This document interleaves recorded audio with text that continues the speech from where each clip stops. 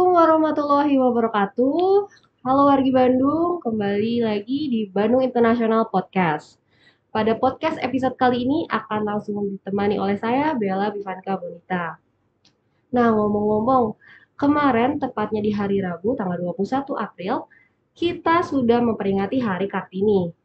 Untuk itu, di sini kita langsung menyambut pahlawan-pahlawan dari Kelurahan Gumuruh yang tentunya menjadi Kartini di era sekarang. Langsung saja kita sambut Ibu Nurma dari Kelurahan Gumuruh. Assalamualaikum warahmatullahi wabarakatuh. Waalaikumsalam Ibu. Sehat Ibu? Alhamdulillah. Gimana Ibu puasanya lancar? Alhamdulillah. Nah, ngomong-ngomong Bu soal Kartini, kalau makna sendiri Hari Kartini buat Ibu apa? Ya, kalau Kartini itu bukan hanya sekedar perayaan ya, tapi itu adalah inspirasi buat semua perempuan, khususnya di Indonesia dan juga Kota Bandung dan Kelurahan Gumuruh ya. Jadi Kartini itu bukan lagi merupakan sosok, tapi adalah nyata yang ada dalam kehidupan sehari-hari. Terbukti dalam apa? Sekarang banyak kaum wanita itu yang satu, berpendidikannya juga lebih tinggi. Yang kedua, kesamaan gender. Artinya banyak juga pelaku-pelaku pekerjaan dimanapun, baik itu di swasta, pemerintahan, ataupun sekarang juga melalui usaha-usaha UMKM ya, itu banyaknya adalah didominasi oleh kaum perempuan.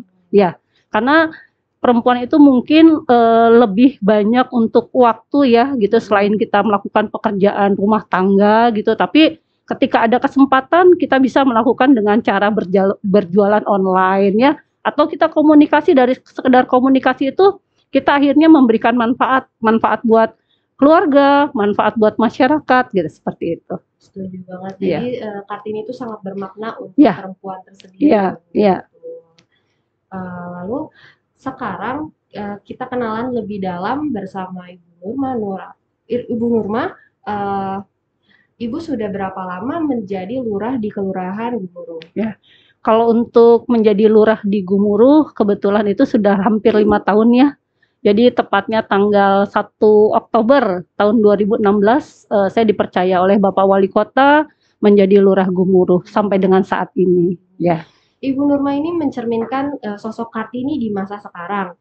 Wargi Bandung dapat diketahui kalau Ibu Nurma ini adalah dari Kelurahan Gumuruh, memperingati peringkat kedua sekota Bandung dalam prestasi kinerja lurah terbaik gitu ya. Iya. Betul.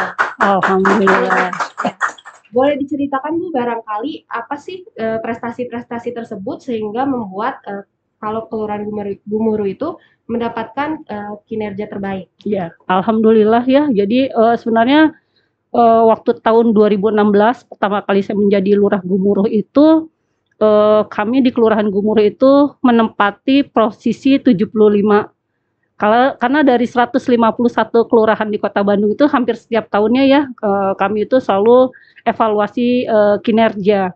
Jadi dari situ itu kami langsung evaluasi ya, apa saja sih sebenarnya yang menjadikan kami menempati di posisi 75 gitu. Alhamdulillah saya juga dibantu oleh teman-teman di kelurahan dan juga LKK yang ada di Kelurahan Gumuruh dan juga warga masyarakat. Kemudian di tahun 2017 itu Kelurahan Gumuruh masuk ke posisi ranking 10 besar ya. Kemudian di 2018 itu menjadi 4 besar, kemudian di 2019 2 besar, dan yang terakhir ini kira-kira 2 minggu yang lalu ya, Kelurahan Gumuruh juga tetap menempati posisi kedua gitu di Kota Bandung. Alhamdulillah. Bagaimana sih Bu perasaan Ibu menjadi seorang lurah? Diingat kalau misalnya pemimpin itu stigmanya selalu laki-laki gitu. Bagaimana perasaan Ibu ketika mendapati pemimpin yang notabene perempuan gitu untuk bisa membawa semua masyarakatnya di Kelurahan Gumuruh? Ya, kalau bagi saya gini, ketika saya ditempati dimanapun saya bekerja, saya akan berusaha menjadi pemimpin sekaligus menjadi ibu untuk di kantor, ibu untuk menjadi di kelurahan gitu ya. Jadi kadang-kadang untuk warga sendiri itu butuh ketika dia ada curahan ya, seperti misalnya ada permasalahan-permasalahan apa sajalah gitu ya. Itu pasti biasanya itu melalui WA, Bu, ada di kantor, saya mau bercerita gitu. Seperti itulah. Kemudian juga kadang-kadang ada masalah yang misalnya yang mungkin juga terutama misalnya ketika misalnya melakukan perceraian atau pernikahan, karena mungkin saya kebetulan kalau datang selalu pagi ya, Bu, saya mau berbicara sama Ibu. Biasanya mereka seperti itu. Dan saya juga menempati, saya sebagai ibu di kantor itu karena pegawai saya tadinya itu laki-laki semua ya gitu ya. Jadi saya berusaha lah bagaimana menciptakan suasana kantor yang nyaman, karena kan kita hampir seharian bekerja ya gitu ya. Jadi ketika kita nyaman di kantor, insya Allah gitu ya, itu akan membawa kenyamanan dan kenikmatan ya buat di kantor ataupun dari warga saya, seperti itu. Berarti Ibu sendiri terbuka dengan suara-suara yang ingin diceritakan. Iya, iya. Apa saja lah gitu ya. Kadang-kadang ada kritisi segala macam gitu. Tetap kami akan layani seperti itu. Nah, untuk program sendiri, Bu, kan pasti selama ini sudah banyak program-program yang berjalan. Iya. Kira-kira program-program apa saja yang menjadi program unggulan dari Kelurahan Gemuruh dan apa saja yang Ibu jalankan saat ini? Iya.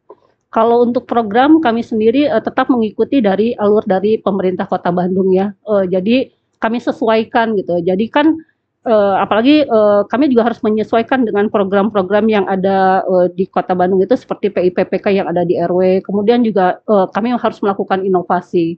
Nah, baru-baru ini yang menjadi tren adalah tentang buruan sae. Kemudian juga stunting dan ODF. Itu kami satu padukan gitu ya. Kebetulan di Kelurahan Gemuruh sendiri kami mau, karena kan cinta sama tanaman gitu. Itu dari awal-awal lah, dari tahun 2016 itu Kelurahan Gemuruh itu memang banyak, setiap warga itu di halaman rumahnya itu memiliki walaupun lahan terbatas, tapi dia ada yang namanya tanaman sayuran, tanaman obat gitu. Apalagi sekarang ditegaskan kembali gitu, yang tadinya kampung berkebun gitu ya menjadi buruan sae gitu, ditambah dengan adanya ikan yang ditempati di dalam ember ya, yang bisa dipanen. Di Kelurahan Gemuruh itu kami selain menanam itu, ketika panen itu akan kami bagikan setiap hari Jumat melalui program cantelan. Ya, cantelan itu ditujukan untuk yang satu adalah untuk anak-anak, untuk orang tua yang memiliki anak-anaknya stunting. Terus yang kedua, anak-anak yang ibu balita yang yang lagi menyusui. Kemudian juga yang ketiga adalah untuk ibu-ibu hamil, seperti itu. Ya, selain keluarga yang tidak mampu. Dan rata-rata itu kami gulirkan itu kepada setiap RW. Jadi kami putar mulai dari RW 1 sampai dengan RW 12, karena Gemuruh itu memiliki 12 RW ya. Dalam satu kelurahan. Ya.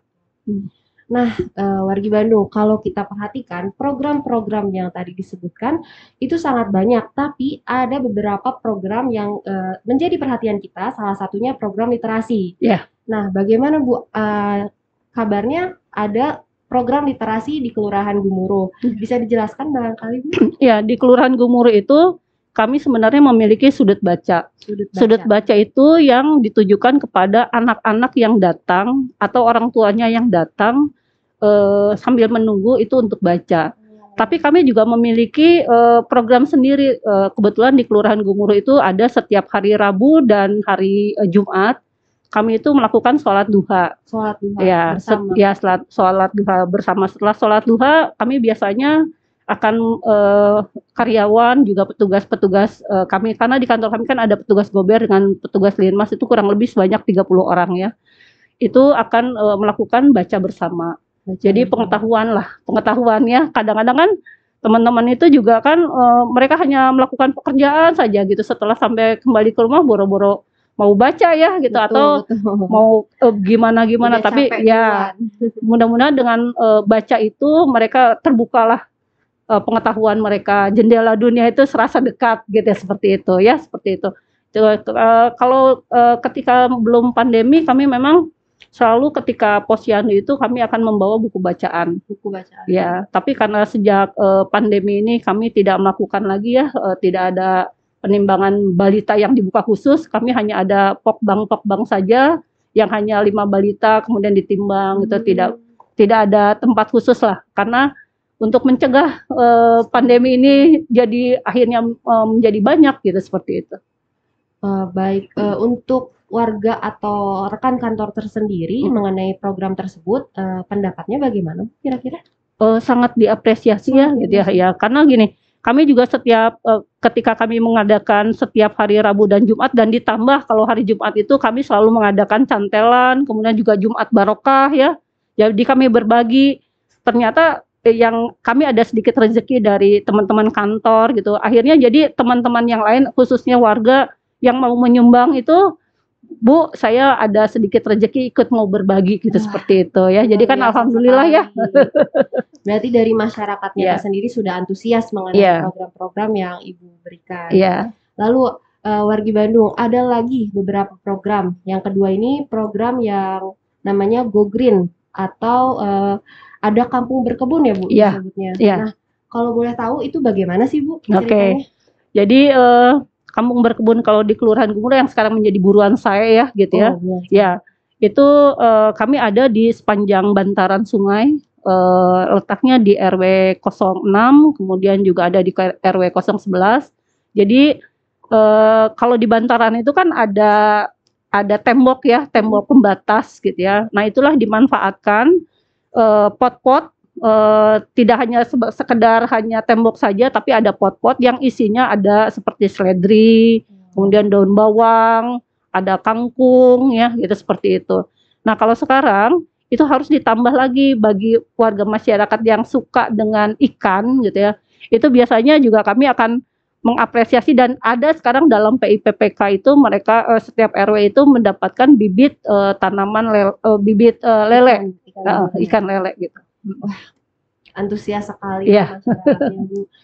Kira-kira harapan Ibu dalam program-program Ibu ini seperti apa? Ya, harapan saya ke depannya mudah-mudahan warga masyarakat saya juga harus lebih antusias lagi, karena ini ketika digulirkan itu kan akhirnya bermanfaat dengan program cantelan. Jadi setiap kali mereka panen tidak dikemana-kemana kan, tapi itu adalah untuk warga juga gitu. Jadi barokah dari tanah, kemudian juga dimanfaatkan oleh warga dan untuk warga juga gitu, seperti itu. Berarti nanti warganya tersendiri tuh bisa ngambil langsung ya Bu mengenai. Iya, caranya bukan ngambil sendiri, tapi setiap hari Jumat itu kami panen. Oh gitu, bareng-bareng nanti. Ya, ketika panen itu sudah berupa berupa tas-tas kecil. Itu biasanya di dalamnya ada telur, kemudian ada beras, kemudian juga ada ikan dan ada sayuran,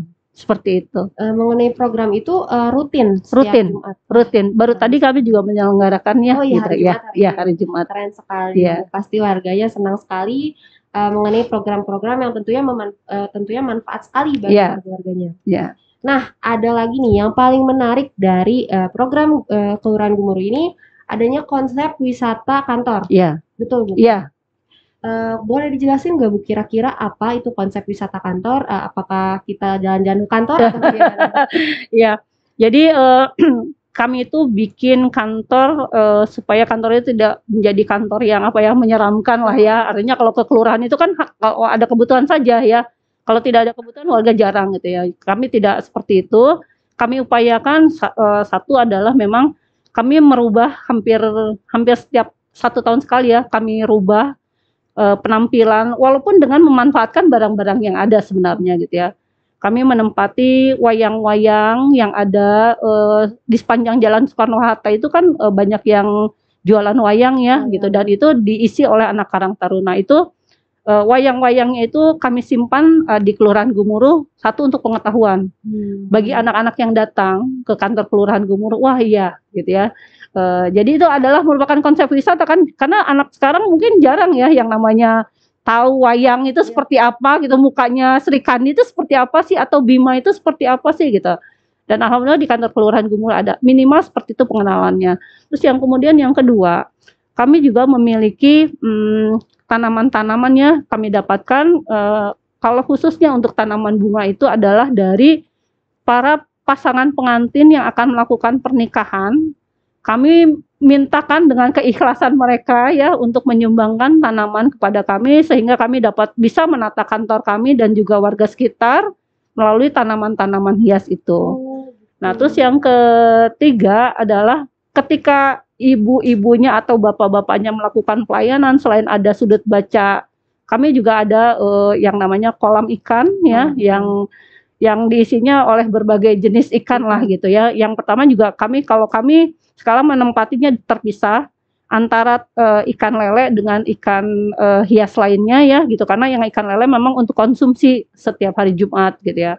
Kemudian juga kami juga memiliki sekarang ternak ya, selain kalau dulu kita itu banyaknya ternaknya melalui kalkun, sampai kami bikin batik juga. Gumur itu adalah batik kalkun ya, seperti itu sekarang udah dipakai tuh juga ya batik kalkun.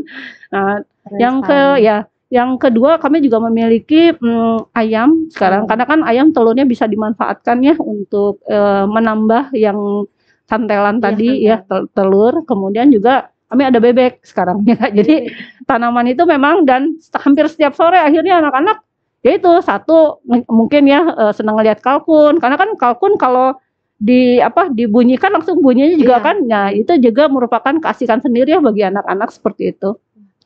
Keren sekali ini program-programnya. Kalau boleh tahu, tadi saya ke distract dengan kalkun, Bu. Kalkunnya itu kira-kira dapat dari mana sih, Bu? Karena kan jarang dan susah dicari mungkin ya. Jadi kira-kira kalkunnya itu bagaimana dapatnya atau bagaimana sampai berkembang biak ya gitu ya. Awalnya kalkun itu adalah kalkun di rumah ya. Karena itu semakin lama makin besar, rumah saya kan tidak memadai ya halamannya gitu. Akhirnya saya taruh di kantor, tapi ternyata akhirnya jadi bertelur gitu ya. Tapi telur-telur yang artinya ada yang sebagian juga jadi, ada juga yang misalnya ada, karena untuk obat katanya dari tukang-tukang jamu itu suka datang, itu biasanya untuk beli telur khusus telur kalkun ya gitu, seperti itu. Wah, berarti wargi Bandung, khususnya wargi-wargi dari Kelurahan Gumuru, ini udah sangat keren sekali kelurahannya. Kelurahan yang sangat inspiratif dan banyak sekali manfaatnya bagi warga-warganya. Nah, berkenaan dengan itu, apa saja sih Bu program-program di tengah pandemi ini yang Kelurahan Gumuruh sedang lakukan atau yang sudah dilakukan? Ya, kalau untuk di pandemi ini kami hanya sebatas hanya menghimbau kepada warga masyarakat ya, yang khususnya orang-orang yang rezekinya lebih lah gitu ya, dan juga kepada DKM untuk selalu berbagi, karena warga Kelurahan Gumuruh itu sebanyak kurang lebih 18.000. Berarti kan otomatis banyak ya gitu ya. Dan itu tidak keluarga mampu semua. Nah, saya hanya menghimbau saja kepada mereka supaya berbagi rezeki. Kemudian juga alhamdulillahnya juga dari perusahaan-perusahaan juga ya mereka aktif gitu ya membantu kami, karena kami hampir setiap hari itu melakukan operasi justisi. Ketika operasi justisi kan tidak hanya sekedar menghimbau saja ya gitu, tapi kami harus tetap menyediakan masker. Jadi minimal kami bisa berbagi masker lah dengan warga kami atau orang yang lewat yang tidak menggunakan masker seperti itu. Kemudian juga kami juga akhirnya melakukan pengajian yang biasanya ibu-ibu majelis taklim selalu ada, itu hanya melalui daring saja. Karena walaupun bagaimana yang namanya kebutuhan untuk spiritual kan harus ya gitu ya. Ya, akhirnya kami hanya melakukan secara daring saja gitu, seperti itu. Dan juga terakhir itu kami juga setiap kali melakukan cantelan itu, berbagi rezeki itu, ketika tidak hanya mengandalkan panen saja, tapi biasanya 2 hari sebelum menjelang hari Jumat, itu kami menghimbau kepada ibu-ibu, barang siapa yang memiliki rezeki lebih, mari kita berbagi. Jadi akhirnya kami berbagi seperti itu. Barangkali seperti itu saja program-program. Karena kalau misalnya program-program yang mengumpulkan massa, kita agak ngeri juga ya. Kebetulan Kelurahan Gumuruh sudah 1 bulan terakhir ini masuk ke dalam Liga COVID ya. Jadi kadang naik di posisi 3, kadang dia naik di posisi, hari ini aja terakhir di posisi 10 ya. Jadi itu juga harus merupakan kehati-hatian bagi kami, ketika akan melaksanakan berbagai program gitu. Wah, keren sekali. Berarti walaupun di tengah pandemi, tetap saja berjalan semua program-program yang Ibu dan warganya lakukan ya, Bu? Dan satu hal juga Teh, kami juga mengucapkan terima kasih kepada Pak Wali Kota ya yang sudah memfasilitasi TV melalui PJJ itu ada di kami ya Teh ya. Jadi itu semua pembelajaran anak SD sampai dengan SMP itu terakomodir melalui TV, melalui antena-antena yang memang sudah dibagikan kepada kami. Jadi hampir satu RT itu mendapatkan satu antena dan akhirnya itu menjadi daring untuk pelajaran kurikulumnya SD sampai dengan SMP, dan itu sangat bermanfaat untuk warga kami. Sangat bermanfaat. Berarti terima kasih sekali lagi kepada Pak Wali Kota yang memfasilitasi tersebut. Nah, untuk itu harapan Ibu yang utama untuk Bandung dan terutama untuk wilayah Kelurahan Gumuruh apa sih Bu harapannya? Harapannya mudah-mudahan di tengah pandemi ini warga saya juga tetap melakukan yang namanya program-program kita semua lah ya gitu ya. Tetap membuang sampah pada tempatnya. Kemudian juga harus memilah-milah sampah gitu ya kan. Kemudian sampah itu harus bisa dijadikan yang bermanfaat untuk lingkungan. Seperti itu saja. Berarti juga nanti di program-programnya ada daur ulang. Iya, seperti itu. Keren sekali. Nah, masih dalam rangka Hari Kartini, kira-kira harapan Ibu untuk perempuan-perempuan di Indonesia nih, apalagi era-era zaman generasi Z ya Bu, gimana Bu harapannya dalam rangka Hari kita Kartini? Iya. Untuk kita semualah perempuan-perempuan Indonesia, khususnya untuk di lingkungan Kelurahan Gumuruh, kita harus tetap satu, pendidikan itu diutamakan. Jadi alhamdulillah untuk Kelurahan Gumuruh sendiri yang tadinya pernikahan itu masih banyak ya di usia di bawah ya, di bawah 18 tahun, sekarang sudah mulai meningkat lah ya, rata-rata ada yang menikah itu rata-rata lewat dari usia 18 tahun. Kemudian juga pandai-pandai memanfaatkan media sosial. Karena media sosial itu kalau kita tidak manfaatkan itu cenderung akan jelek gitu ya. Tapi kalau kita bisa manfaatkan, banyak warga saya yang terbukti melalui media sosial itu bisa berjualan.